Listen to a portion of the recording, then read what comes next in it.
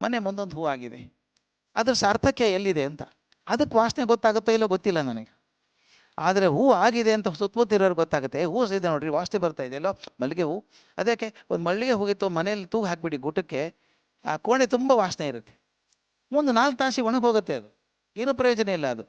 ಆದರೆ ನನಗೆ ಸಂತೋಷ ಆಗೋದಂದರೆ ಬೆಳಿಗ್ಗೆ ಬಿಡಿಸಿದಂಥ ಹೂವು ಸಾಯಂಕಾಲ ಮುದುಡು ಹೋಗುತ್ತೆ. ಬದುಕೋದು 6 ತಾಸೋ 8 ತಾಸು 10 ತಾಸು. ಆದ್ರೆ ಬದುಕೋ 8 ತಾಸು ಗೊತ್ತಿದೆ ಅದಕ್ಕೆ, ನಾವು ಜಾಸ್ತಿ ಬದುಕೋಲ್ಲ, 8 ತಾಸು ಬದುಕೋದನ್ನು ಗೊತ್ತಿದ್ರು ಕೂಡ ಕೊನೆ ಕ್ಷಣದವರೆಗೂ ವಾಸನೆ ಕೊಡುತ್ತಲ್ರಿ ಅದು. ಇರೋದು ಎಷ್ಟು ದಿವಸ, ನಾನು ಯಾಕೆ ಪಡಬೇಕು ಅಂತ ಅನ್ಲಿಲ್ಲ.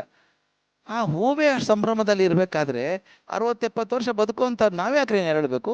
7 ತಾಸು ಬದುಕುವಂಥ ಹೂವೇ ಸಂತೋಷವಾಗಿರುವಾಗ 70 ವರ್ಷ ಬದುಕುವಂಥ ನಾವ್ಯಾಕೆ ತಲೆ ಕೆಡಿಸ್ಕೋಬೇಕು. ಇರುವ ಅಷ್ಟು ದಿವಸ ಸಂಭ್ರಮದಿಂದ ಬದುಕೋಣಪ್ಪ. ನಾಳೆ ಬೆಳಗ್ಗೆ ಬದುಕಿರ್ತೀನಿ ಅಂತ ಗ್ಯಾರಂಟಿ ಇಲ್ಲ. ಈಗ ಇದ್ದೀನಲ್ಲ, ಯಾಕೆ ಕೊರಗು, ಕೆಟ್ಟ ಮಾತು ಯಾಕೆ, ಯಾಕೆ ಮುಖ ಸಣ್ಣ ಮಾಡ್ಕೋಬೇಕು. ಬದುಕೋದು ಸಂಭ್ರಮ ಬದುಕೋಣ.